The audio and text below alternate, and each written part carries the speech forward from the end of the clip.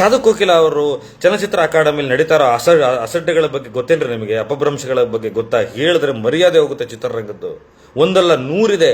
ಸರ್ಕಾರಕ್ಕೆ, ಚಲನಚಿತ್ರೋದ್ಯಮಕ್ಕೆ ಬ್ರಿಡ್ಜ್ ಆಗಿರ್ಬೇಕಾದವರು ಒಂದು ಕನಿಷ್ಠ ಒಂದು ಇನ್ವಿಟೇಷನ್ ಹೋಗಿಲ್ಲ, ಚೇರ್ ಹಾಕಕ್ಕಾಗಲ್ಲ ಅಂತ ಹೇಳ್ಕೊತಾರೆ. ಟಿವಿ ನೈನಲ್ಲಿ ಹೇಳಿದ್ರು ಅನ್ಸುತ್ತೆ ಮೋಸ್ಟ್ಲಿ, ಅದನ್ನ ನಾನು ನೋಡಿದೀನಿ ಆ ಬೈಟ್ನ. ನಮಗೆ ಆಸನದ ವ್ಯವಸ್ಥೆ ಮಾಡಕ್ಕಾಗಲ್ಲ ಅಂತಾರೆ, ಮತ್ತೆ ಯಾಕೆ ಬರಬೇಕು? ಒಂದು ಇನ್ವಿಟೇಷನ್ ಕೊಡಕ್ಕಾಗಲ್ಲ ಅವ್ರ ಕೈಲಿ, ಎಲ್ಲರನ್ನೂ ಒಳಗೊಳ್ಳಕ್ಕಾಗಲ್ಲ.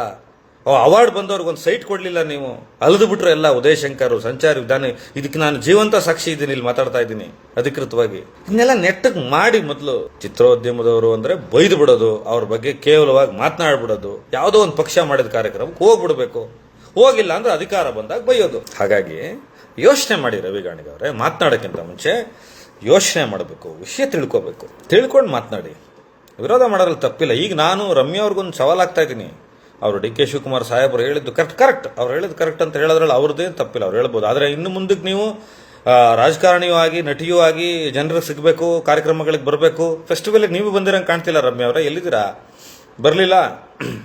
ರಮ್ಯಾ ಅವ್ರು ಬರ್ತಾರೆ ಅಂತ ನೋಡ್ತೀನಿ, ಓರೈನ್ ಮಾಲಲ್ಲಿ ಕಾಣಿಸಿಕ್ತಾರೆ ಅಂತ ನೋಡ್ತೀನಿ. ಬಂದಿನ ಮೇಲೆ ಸಿನಿಮಾದವ್ರ ಜೊತೆ ಬರೀತಾರೆ, ಕಾರ್ಯಕ್ರಮಗಳಿಗೆ ಬರ್ತಾರೆ.